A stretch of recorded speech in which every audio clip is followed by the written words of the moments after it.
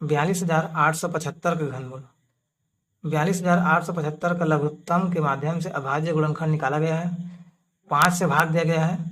5 अट्ठे 40, 42 में 40 कम करने पर 2 बचा, 2 और 8 28 हो गए। 5 पंछे 25, 28 में 25 कम करने पर 3 बचा, 3 और 7 37 हो गए। 5 सत्ते 35, 37 में 35 कम करने पर 2 बचा, 2 और 5 25 हो गए। 5 पंछे 25, यहाँ आ गया 8,575। अब इसे 5 से फिर भाग दिया गया है। 5 एकम 5, 8 में 5 कम करने पर 3 बचा, 3 और 5 35 हो गए। 5 सत्ते 35, 5 एकम 5, 7 में 5 कम करने पर 2 बचा, 2 और 5 25 हो गए। 5 पंछे 25, 5 से भाग दिया गया है।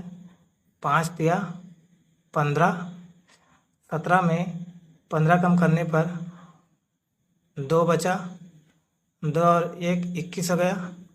5 चौक 20, 21 में 20 कम करने पर 1 बचा, 1 और 5 15 हो गए। 5 दिया 15।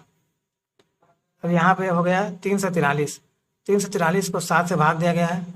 7 चौक 28, 34 में 28 कम करने पर 6 बचा, 6 और 3 63 हो गए। 7 नियम 63।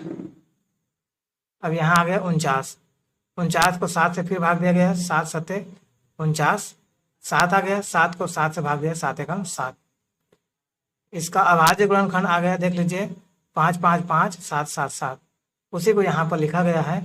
घनमूल चिन्ह के अंदर में 42,875 के अभाज्य गुणनखंड बराबर घनमूल चिन्ह के अंदर में जितने भी अभाज्य गुणनखंड आए हैं यहाँ पर उन सभी को लिखा गया है। देख लीजिए 5 गुणा 5 गुणा 5 गुणा 7 गुणा 7 गुणा 7। अगला स्टेप में देखिए घनमूल चिन्ह के अंदर में 5 घात 3 गुणा 7 घात 3।